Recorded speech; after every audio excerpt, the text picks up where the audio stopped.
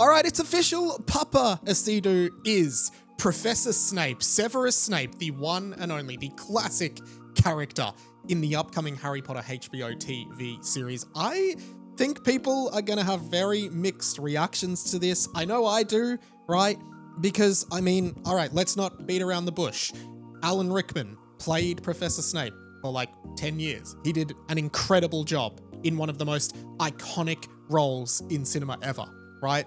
And also, notably, Professor Snape, at least we've always thought, was white, but Paapa Essiedu is black. So yeah, they have race swapped Professor Snape.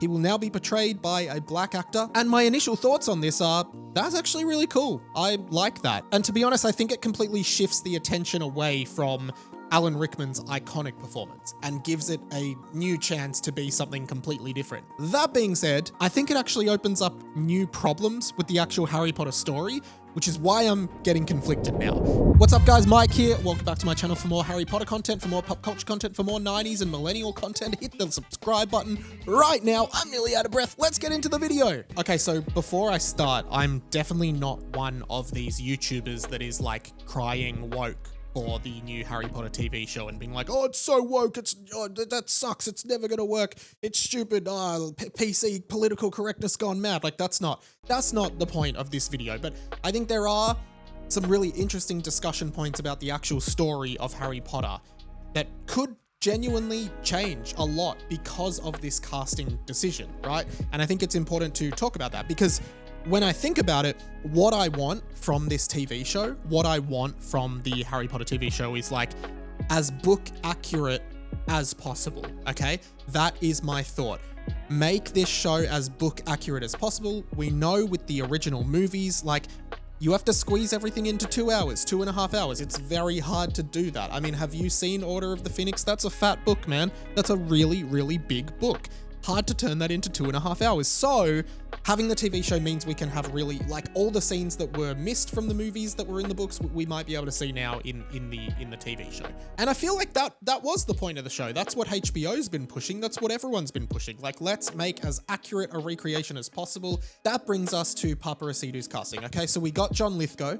He's been cast as Dumbledore. Cool, great casting. I think Paapa Essiedu's a fantastic actor. And as I said, I think he will be a completely different performance to Rickman, which I think is a good thing, because I was really worried about whoever had to play Snape, because I think Snape is so good and such an important character. I mean, I think everyone kind of wanted Adam Driver because he looks like Alan Rickman and kind of sounds like Alan Rickman, but then I'm like, are we just trying to copy what Alan Rickman was in that role? Okay, so maybe that wasn't the right fit, and that's why we've ended up where we are.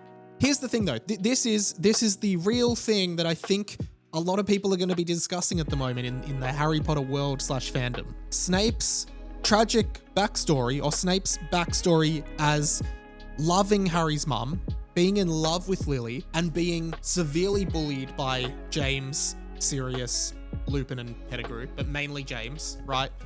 Snape hated James Potter, but loved Lily, right? And that's what he passes down in his treatment of Harry. He hates Harry, but he just can't get enough of looking in his eyes because it reminds him of Lily. You have your mother's eyes. And the problem with that is that, like, the bullying from James to Snape when they were at Hogwarts was motivated purely by just like boyish, boisterous schoolyard bullying. There was certainly no undertone to it, you know?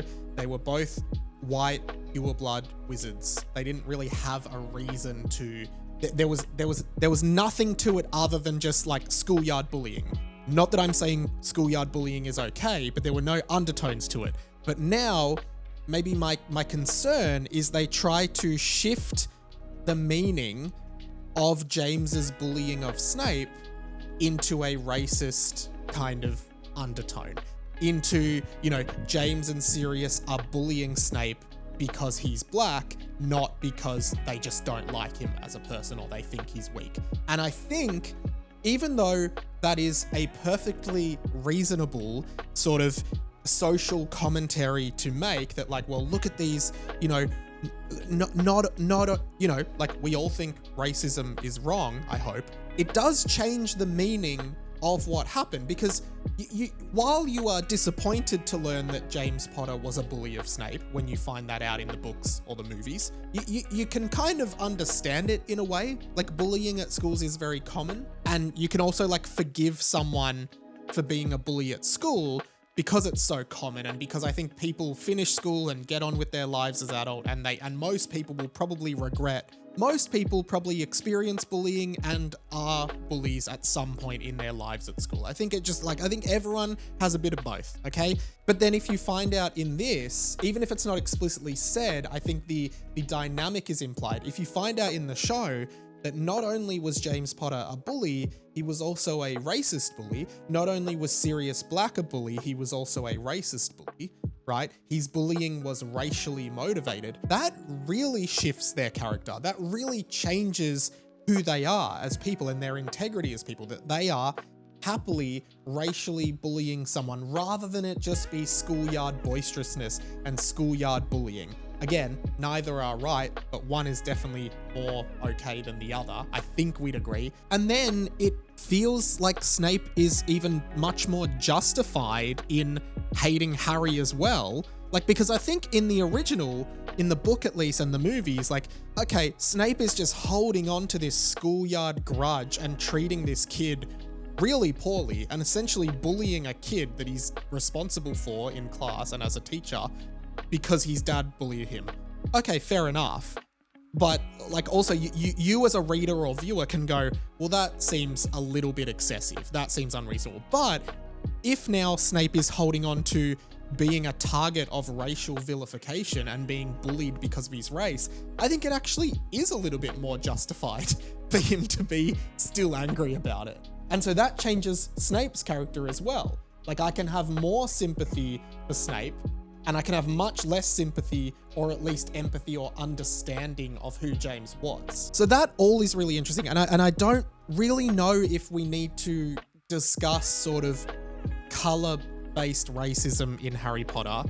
Hear me out, because in Harry Potter, racism is a topic they discuss, but it's not maybe in the same way like we discuss it in the real world, right? Or at least sort of prejudice based on heritage, okay? Because blood status is a big theme in Harry Potter, right? There are people who think that pure bloods are superior to mudbloods or muggleborns, and that muggleborns don't deserve to be amongst them. Now that is superiority, that is racism, that is we are superior to you because of our blood, which is, is essentially what racism is. No one asked your opinion, you filthy little mudblood. And that's why you loathe characters like Malfoy, right? Because he holds those views. Lucius Malfoy holds those views.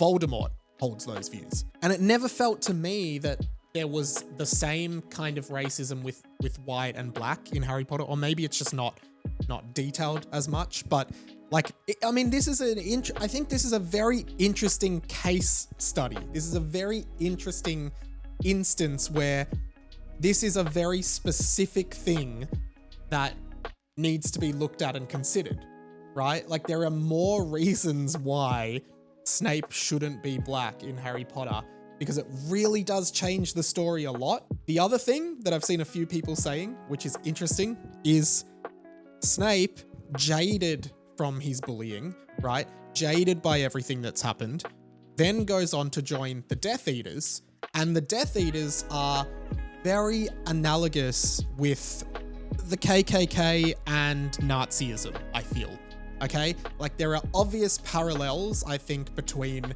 Voldemort and Hitler.